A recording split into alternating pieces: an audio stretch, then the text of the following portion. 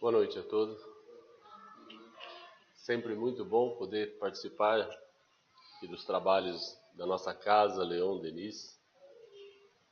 Hoje, dia 3 de novembro de 2022, 20 horas, nós estamos trazendo hoje para os nossos estudos o capítulo 8º, que traz o título de Bem-aventurados os que têm puro o coração. E compete a nós o item 5 até o 7º, que tem como subtítulo o pecado por pensamento, ou seja, um dos maiores dele, o adultério. E eu quero começar o nosso estudo de hoje lembrando que além da nossa necessidade maior, que é amar a Deus, nós temos ainda uma dívida de gratidão para com este nosso Pai, por Ele nos ter dado a vida eterna, que é a nossa vida espiritual. Essa gratidão que trazemos conosco, ela ainda tem que ser maximizada, porque além da vida espiritual, recebemos dele a permissão para vivermos encarnados aqui na Terra, fazendo uso deste corpo de carne, que é uma maravilhosa escola, que nos dá condições de aprendizado através das dores e prazeres, das necessidades e das satisfações, das sensações e das emoções. Ao fazermos uso desta magnífica máquina de carne que é o nosso corpo, em prol do nosso aprendizado e a evolução consequente, o Criador nos concedeu ainda uma quase total liberdade através de uma permissão denominada livre-arbítrio. Somente com essa livre permissão nós poderemos aproveitar ao máximo o aprendizado que está à nossa disposição. Estando consciente disso, temos que ser terminantemente contrários a todo e qualquer tipo de perda de liberdade, seja liberdade de expressão, seja uma escravidão ou o cerceamento de direitos naturais, impedimentos de ida e vinda e etc. A humanidade começou a sua existência se abrigando em cavernas, logo a seguir em ocas, tabas, depois tendas, passou então para casas e hoje até apartamentos. Todos esses locais de moradias é onde a nossa liberdade se amplia. Como se ali dentro, naquele circuito, fosse o nosso pequeno reino. Toda essa forma de vida foi criada ou intuída para nós por vontade divina, para que a humanidade tivesse total liberdade e pudesse aproveitar ao máximo as condições de aprendizado que nos foi por ele proporcionado. Todas essas liberdades, que são, como eu já disse, extremamente importantes para praticarmos o livre-arbítrio, podem, de uma hora para outra, serem tiradas, castradas, tolhidas, restringidas ou censuradas, e assim teremos impedido e ao menos retardado o nosso processo evolutivo. Resumindo, se nos prenderem ou se nos disserem o que podemos fazer ou dizer, ou o que não podemos fazer ou dizer, o nosso processo evolutivo perde o livre-arbítrio e será então, ou ficará então, totalmente prejudicado. E a gente nós atrasaremos no nosso progresso. Porque estaremos fazendo o que os outros querem, o que os outros determinam. Uma vez prevendo isso, e para que não nos retardasse tanto a nossa evolução, o nosso Criador nos concedeu um campo onde, durante esta vida encarnada, nós temos total liberdade. E com isso, mesmo que sejamos tolhidos fisicamente no tocante à liberdade, podemos, em parte, ao menos, seguir o nosso processo evolutivo por intermédio dessa área de liberdade total por Deus concedida. Eu estou me referindo ao que chamamos de liberdade de pensamento. Nós estamos falando de liberdade de pensamento.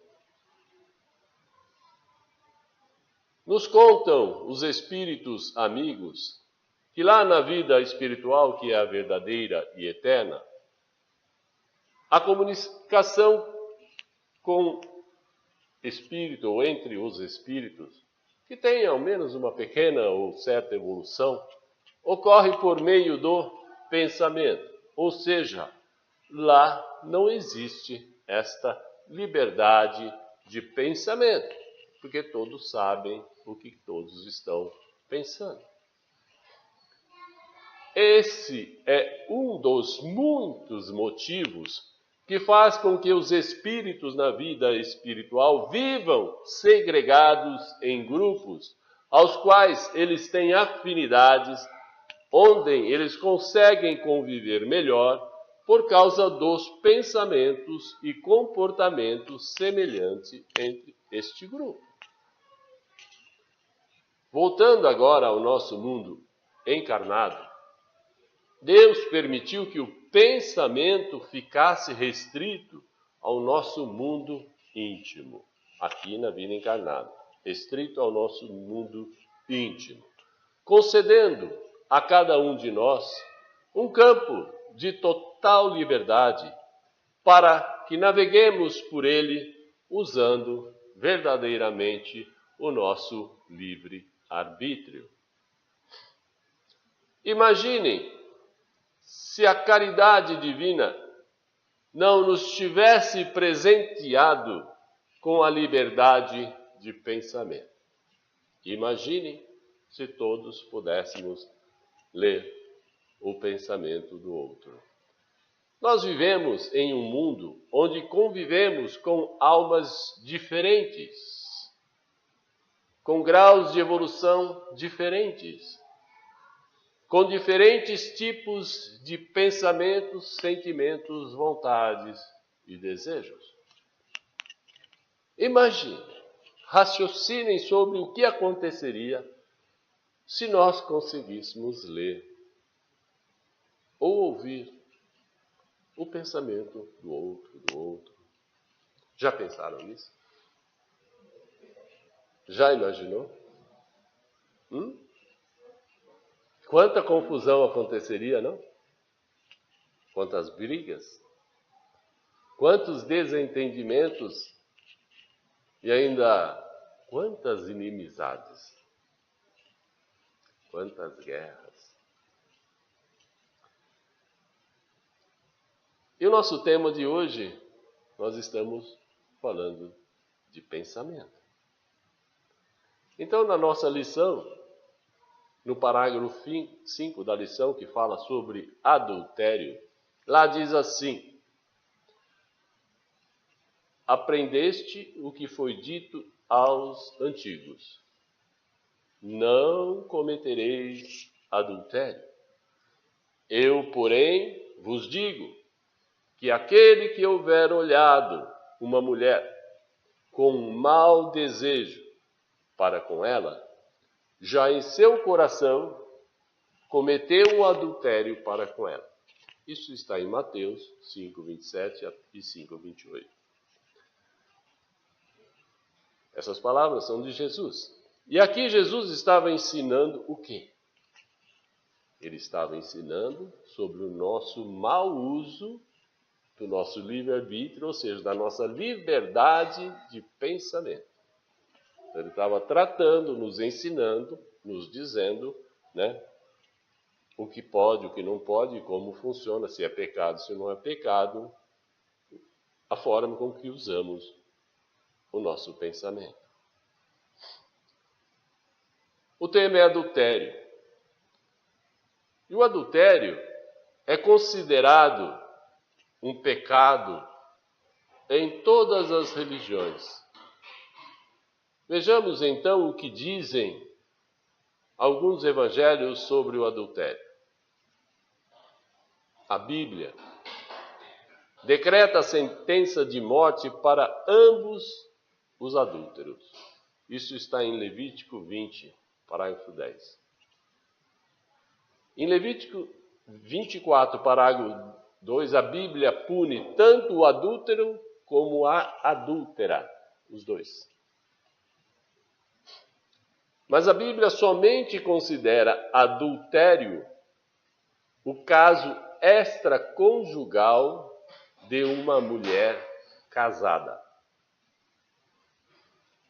A Bíblia só considera adultério o caso extraconjugal de uma mulher casada, tá? Estamos ainda no mesmo Levítico 20, parágrafo 10. Isso também está escrito em Deuteronômio, está escrito em Provérbios, tá? Então diz lá assim: se um homem comete o adultério com a esposa de outro homem, ambos, adúltero e adúltera, devem ser colocados para morrer. Sentença de morte. De acordo com a definição bíblica, se um homem casado deita com uma mulher solteira, agora estamos mudando, solteira, isso não é considerado crime de forma alguma. Ele sendo casado e ela solteira. Tá vendo? As mulheres estão pecando, tá?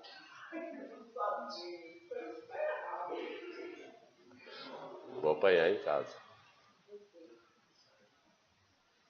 Continua a Bíblia dizendo: o homem casado que tem relações extraconjugais com mulheres solteiras não é um adúltero. E as mulheres solteiras envolvidas com ele também não são consideradas adúlteras. Ai, beleza. Isso aqui está na Bíblia. O crime de adultério é cometido somente quando um homem, seja ele casado ou seja ele solteiro, eles costumavam dizer lá, se deita, né, com uma mulher casada.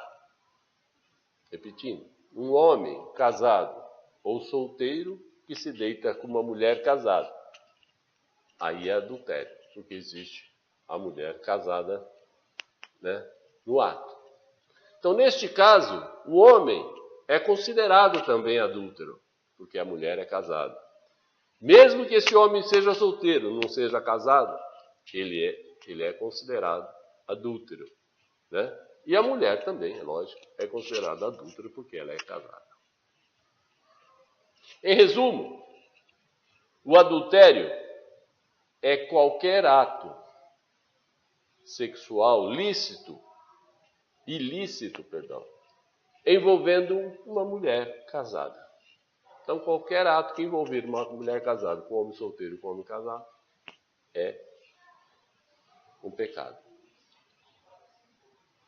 O caso extraconjugal de um homem casado não é por si só um crime na Bíblia. Deixa eu ver. As mulheres que criam os problemas. Não é pecado.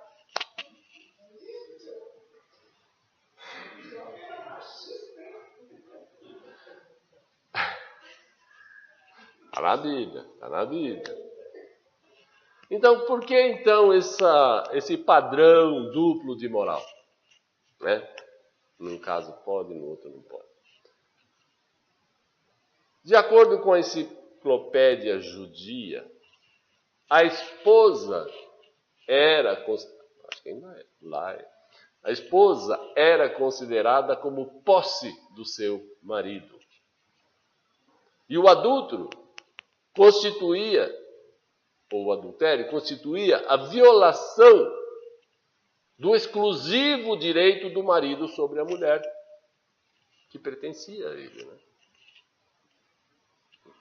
Então, é tipo um crime de tomar a propriedade do outro. Era aí onde se enxergava um crime, um pecado. Porque a mulher era propriedade do homem e alguém ia lá e tomava aquela propriedade.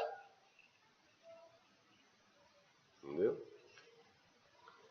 Enquanto que a esposa, como sendo ela posse do marido e não sendo a possuidora do marido, ela não tinha nenhum direito sobre ele, porque o marido não pertencia a ela, era ela que pertencia ao marido. Okay? Então, ela não tinha nenhum direito, então não era crime. Ele, né, cometeu o que poderíamos chamar de adultério, que naquela época não se chamava adultério, ele estando com uma outra mulher solteira. Indo agora para o parágrafo 6 dessa nossa lição sobre adultério, diz assim: a palavra adultério não deve absolutamente ser entendida aqui no sentido exclusivo da acepção que se lhe é própria, ou seja, ato sexual envolvendo uma mulher casada. Deve ser entendido, sim, mas num sentido geral e mais amplo. Adultério vem de adulterar, que significa modificar, por exemplo, a qualidade de um vinho, adulterar. E também falsificar um dinheiro ou um documento. Você alterou um documento ou um papel, transformando ele num dinheiro falso. Jesus se referia, então, à alteração do entendimento das leis divinas para atender às próprias vontades, às próprias necessidades ou os próprios desejos. Como, por exemplo, no caso da mulher ser considerada adúltera e o homem não, porque o homem, como machista, assim queria. E para as leis divinas, nada disso era verdade. Tanto um quanto o outro seria adultério. Mas os homens manipularam, adulteraram as leis de Deus, fazendo elas beneficiando o interesse do machista. Ficou claro? Então Jesus veio combater essa compreensão de que o adultério só existia no caso da mulher que era posse de um homem.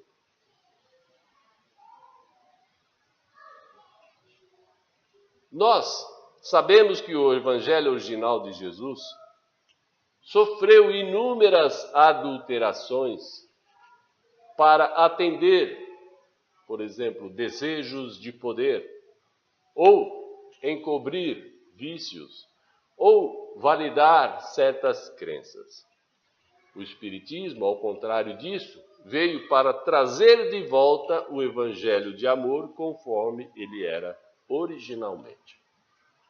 Então, o Espiritismo resgatou o verdadeiro evangelho de Jesus sem nenhuma adulteração. Muitas vezes, Jesus empregou a palavra adultério para designar o mal, para designar um pecado, para designar todo e qualquer pensamento mau, como, por exemplo, no caso dessa passagem. Porquanto, se alguém, nessa passagem Jesus aqui está usando isso que eu estou falando, porquanto se alguém dentre essa raça adúltera, o que ele está querendo dizer aqui? Essa raça que altera todos os tipos de leis. Não é essa raça que comete o ato sexual com mulher casada. Não é só isso. Adultera todo tipo de lei para não ser considerado pecador. Né? Então, porquanto se alguém dessa raça adúltera e pecadora se envergonhar de mim e das minhas palavras, o Filho do Homem também se envergonhará dele, quando vier acompanhado dos santos anjos na glória de seu Pai. Isso é Marcos 8,38. A verdadeira pureza não está somente nos atos, está também no pensamento. Porquanto, aquele que tem puro coração nem sempre pensa no mal. Foi o que Jesus quis dizer. Ele condena o pecado mesmo em pensamento, porque isso é um sinal de impureza. Impureza. Indo para o último item, o item 7 da nossa lição de hoje, sobre adultério, que diz assim: esse princípio nos remete à seguinte questão. Então, tem a pergunta lá que diz assim: sofrem-se as consequências de um pensamento mau, embora nenhum efeito ele produza? Quer dizer, a pessoa pensou um mau pensamento, não produziu nenhum efeito sobre aquilo que ele pensou, mas ele sofre ainda alguma consequência, mesmo não tendo causado nenhum mal. Por exemplo, eu pensei, eu tenho raiva, do Maurício, por exemplo. Ele não viu, não sabe nada, ele não ficou chateado comigo. Tem alguma consequência para mim, para o espírito do Heitor, isso? Essa é a pergunta. A resposta da espiritualidade: é preciso que se faça aqui uma importante distinção. À medida que se avança na vida espiritual, ou seja, à medida que se evolui um pouco na vida espiritual, a alma que enveredou pelo mau caminho começa a se esclarecer. E ela vai desejando se melhorar e se despojando, pouco a pouco, das suas imperfeições, conforme maior ou menor boa vontade de melhorar ela demonstra, em virtude, sempre do seu livre-arbítrio. Então, conforme ela vai se esforçando, ela vai se despojando das suas imperfeições. Todo pensamento mau resulta, pois, da imperfeição da alma. De acordo com o desejo que alimenta de depurar-se, ou seja, o quanto ela quer se melhorar, mesmo esse mau pensamento se lhe torna uma ocasião de adiantar-se, porque ela o repele com energia. Então, veja, se a alma está querendo se melhorar e ela tem um mau pensamento, esse mau pensamento se torna uma lição para ela. A possibilidade dela exercitar para ver se ela está realmente melhorando e assim repelir esse mau pensamento.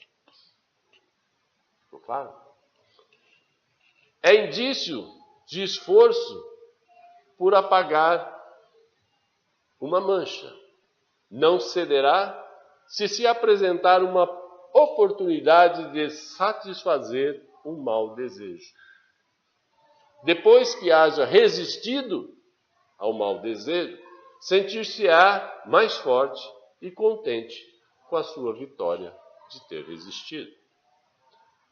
Aquele que, ao contrário, teve um mau pensamento e não tomou boas resoluções, procura, então, uma ocasião de praticar este mau pensamento, praticar o ato que teve neste mau pensamento, e mesmo que não consiga praticá-lo, mesmo que não consiga levar ele a efeito, né? Ou seja, se ele não realiza esse ato, não é por virtude dela que não realizou, mas sim porque não houve a oportunidade, não houve o ensejo. Então, não tem mérito nenhum nisso, né? Não aconteceu, mas aconteceria se tivesse a oportunidade. Então, é como se tivesse realizado. Portanto, é tão culpado quanto o seria se tivesse cometido, né, praticado o mau pensamento que teve. Em resumo, naquele que nem sequer concebe o pensamento do mal, já há um progresso realizado. Aquele que nem tem nenhum tipo de pensamento mal, já está tendo um progresso, né, como alma, como espírito. Agora, naquele a quem esse pensamento mal acontece, mas ele repele, já há um progresso em vias de se realizar. Agora, naquele que finalmente pensa no mal e nesse pensamento fica satisfeito, gosta, se sente, né, com prazer naquilo, o mal ainda existe na plenitude da sua força.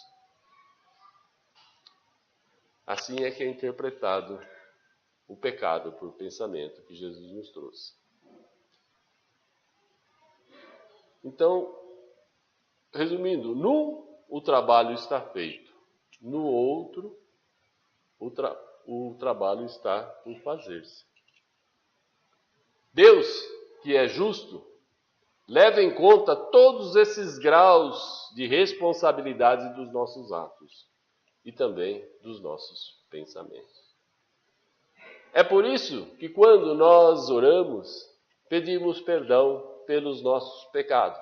E nós dizemos assim: perdoe pelos meus pecados, pelos pensamentos, palavras e atos. Pensamentos, palavras e atos. Então, o pensamento está incluído os pecados. Vendo o que aconteceu aqui com relação ao pensamento com José em Gênesis, tá? 39, capítulo 6, até o 20. José estava vivendo no Egito, na casa de Potifar, que era o faraó.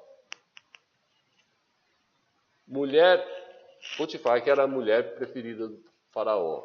José era formoso de porte e de aparência, isto é, na época ele era um homem bonitão, né? A mulher de Potifar tentava seduzi-lo diariamente, dizendo: deita-te comigo. José recusou de imediato. Mesmo com a insistência dela diariamente, ele não lhe deu ouvidos. Então fica a pergunta: qual foi o segredo dele? Qual foi o segredo de José para resistir a tamanha tentação? Uma mulher linda, maravilhosa, a rainha de um faraó, insistindo diariamente para ter uma relação com ele. Foi o pensamento, o tipo de pensamento dele que o ajudou. Que tipo de pensamento ele? Ele pensava: eu cometeria tamanha maldade e pecaria contra Deus. Então ele cometeria uma maldade contra o faraó e pecaria contra Deus. Lembremos que ela era uma mulher casada e que naquela época isso remete ao adultério. Então ele estaria pecando contra Deus, contra a lei de Deus. Aquele que se deita com uma mulher casada comete o adultério. Então, ele pensava primeiro em Deus antes dele. Isso revela que o compromisso de José era, em primeiro lugar, com Deus. Ele não queria desagradar a Deus ou desatender as leis de Deus.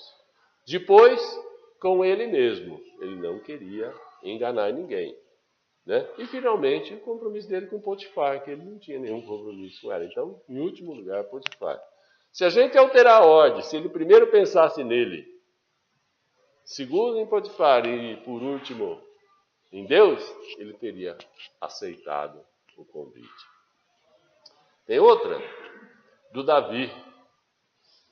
Quais foram os passos que levaram Davi a cair? Davi é aquele que matou Golias, certo? Ele deveria ter ido para a guerra, mas ficou em casa. Estava dormindo à tarde, levantou-se, foi passear no terraço de sua casa e ele viu uma mulher que estava tomando banho. Ela era maravilhosa. Mostrou interesse por ela, pois mandou perguntar quem era. Mandou que a trouxesse para se deitar com ele. Deste ato, ela ficou grávida. E com isso, foi mau e ardiloso em arquitetar um plano para matar o marido dela, para ficar com ela e o filho deles dois. O marido dela era o Urias.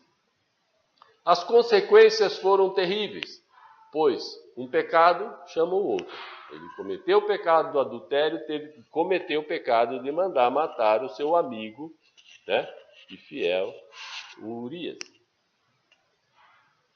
Então, um pecado, né, leva ao outro para encobri-lo. E o homem foi morto injustamente, porque ele pôs o cara na frente da batalha. Então ele foi um dos primeiros a morrer. E ela ficou viúva e passou a ser dele. E também o filho que ele tinha com ela morreu prematuramente, morreu bebê. E já indo então para o encerramento, eu quero dizer ainda em tempo, que é por isso que Jesus propõe uma solução radical contra um problema que traz consequências sérias para a nossa vida. Ou seja, o mau pensamento Jesus considera um pecado. O primeiro problema sobre mau pensamento é que o pensamento se transforma em sentimento. E o sentimento faz ocasionar uma atitude, um ato. Se a atitude é errada, o sentimento e o pensamento também são errados. O segundo problema é que o pensamento é uma energia. Então, quando o pensamento é bom, nós geramos uma boa energia para nós e para quem é o objeto do nosso pensamento. Então, se eu tive um bom pensamento para com a Jaluzi, esse bom pensamento faz bem para mim e faz bem para ela. E quando o pensamento é mau, nós geramos uma má energia em nós, que vai nos fazer mal, e enviamos essa má energia para aquela pessoa que pensamos. Por isso, quando praticamos aquela regrinha do Espiritismo, né? Orai e vigiai. Que nós lembremos de vigiar não só o nosso comportamento, mas também vigiar o nosso pensamento. Muito obrigado, que Deus abençoe a todos nós. Que assim seja.